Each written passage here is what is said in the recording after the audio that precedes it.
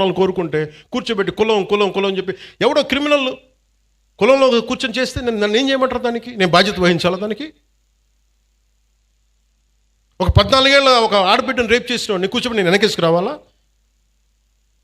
సిగ్గుండక్కర్లా? వెనకేసుకొస్తాం ఇలాంటి వాళ్ళని?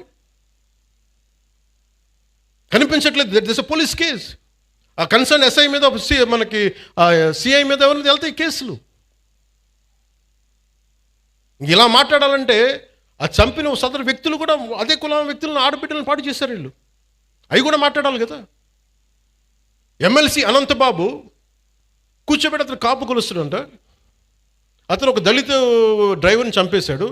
ఎంత గొప్పగా డిక్కీలో పెట్టి ఇంట్లో అప్పచెప్పొచ్చాడు. దాని గురించి ఎవరు మాట్లాడరు.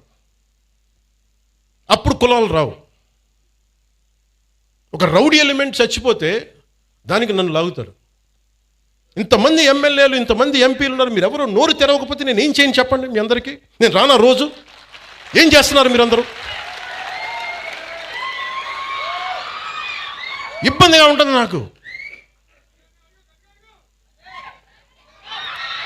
కాదు, నిజంగా మీరు లోపల నుంచి నమ్మాలి. రోడ్ల మీదకి వచ్చారు ఈరోజు జనం. 150 మనకి 100 సీట్లు వచ్చి 164 సీట్లు వచ్చినాయి అంటే యువత రోడ్ల మీదకి వచ్చారు. ఒక్కొక్కరు ఎదుర్కొన్నారు వాళ్ళు. మీకు పౌరుషం లేకపోతే ఎట్లా? దయచేసి ఈ మాట అంటే ఆ కులం ఓట్లు పోతాయేమో, ఈ మాట అంటే ఆ కాపులు ఓట్లు పోతాయండి. ఎలా పోతాయండి కాపులు ఓట్లు? అంటే అలా కాదు. ఇప్పుడు కూర్చోబెట్టి ఎమ్మెల్సీ అనంతబాబు అనేవాడు కూర్చోబెట్టి మర్డర్ చేస్తే అది కాపులందరికీ చెడ్డ పేరా? మీరు చెప్పండి.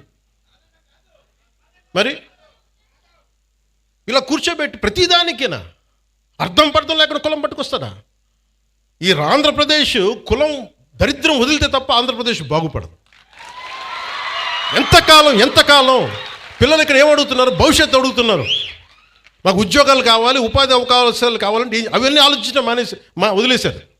ఆ కులం ఎందుకు ఓట్లు పోతాయి? ఏ కులపు ఓట్లను ఎందుకు పోతాయి? మీరు సవ్యంగా పనిచేస్తే మనందరం ఓట్లు ఎందుకు పోతాయి? లా అండ్ ఆర్డర్ని కాపాడితే ఓట్లు పోతాయా?